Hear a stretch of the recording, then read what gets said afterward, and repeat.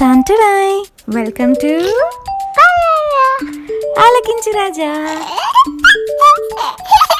Hi పిల్లలు and పెద్దలు, అందరు బాగున్నారా? నేను కూడా చాలా బాగున్నాను. ఈరోజు ఒక మంచి కథ తీసుకొచ్చాను మీకోసం. మా అమ్మాయితో పాటు మీరు కూడా వినేసేయండి.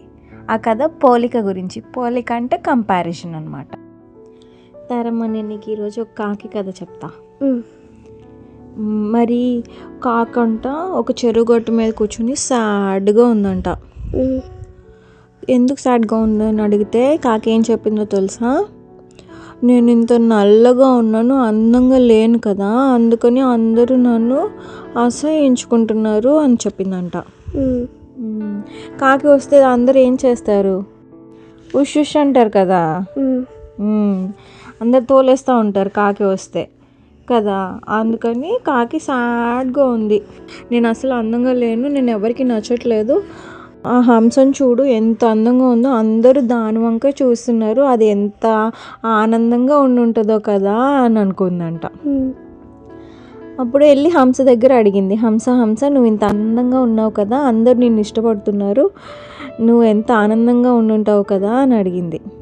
అప్పుడు హంస ఏం చెప్పిందో తెలుసా?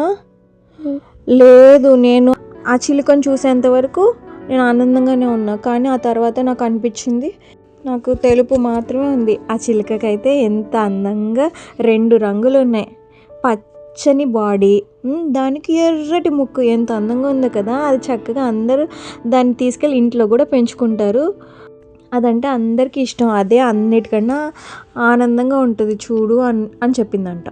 అప్పుడు ఆ కాకి ఏం చేసింది? చిలుక దగ్గరికి వెళ్ళింది. చిలుక నువ్వు ఇంత అందంగా ఉన్నావు, అందరు నిన్ను ఇష్టపడుతున్నారు, కాబట్టి నువ్వు ఎంతో ఆనందంగా ఉండుంటావు కదా అని అడిగింది. అప్పుడు చిలుక ఏం చెప్పిందో తెలుసా? లేదు, నేనేమంత ఆనందంగా లేను. ఆ నెమలిని చూడు, ఆ నెమలి ఎన్ని రంగులతో ఎంత అందంగా ఉందో, నాకు ఏమో 2 రంగులే ఉన్నాయి, నా బాడీ మొత్తం ఒకటే రంగు, ముక్కుకు మాత్రం ఒక రంగు అంతే. ఆ నెమలి చూడు ఎంత అందంగా ఉందో, ఎంత చక్కగా అందరూ దాని వంకే చూస్తూ ఉన్నారు, అదే అన్నిటికంటే ఆనందంగా ఉంటుంది అని చెప్పింది. చెప్తే సరే అని ఈ కాకి ఏం చేసింది? నెమలి దగ్గరికి వెళ్ళింది.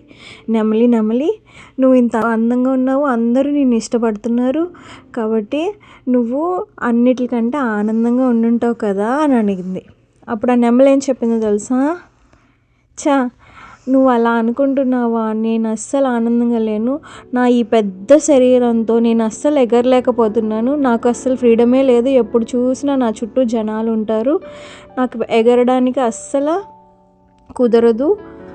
నేను ఎప్పుడు నిన్ను చూసి అనుకుంటాను, ఎంత చక్కగా నువ్వు స్వేచ్ఛగా ఎగురుతూ ఉంటావో కదా, నిన్ను ఎవ్వరూ అడ్డుకునే వాళ్ళు ఉండరు, నీ బాడీ ఏమో అంత తేలిగ్గా ఉంటుంది, నువ్వు చక్కగా ఎగురుకుంటూ నీకు ఎక్కడికి కావాలంటే అక్కడికి వెళ్ళొచ్చు, నేను ఎప్పుడు నిన్ను చూసే అనుకుంటూ ఉంటాను, నువ్వే అన్నిటికన్నా ఆనందమైన పక్షి అయి ఉంటావు అని చెప్పింది నెమలి.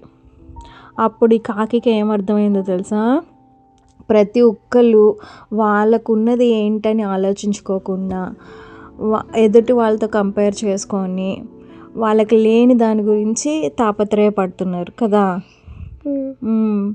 వాళ్ళకున్న దాన్ని వాళ్ళు గ్రేట్ఫుల్గా ఫీల్ అయ్యారనుకో, అప్పుడు వాళ్ళు చాలా హ్యాపీగా ఉంటారు కదా.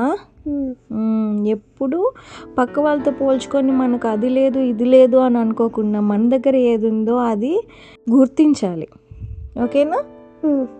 మన దగ్గర ఉన్నది ఏంటని మనం గుర్తించి దాని గురించి సంతోషంగా ఉండాలి, ఓకే?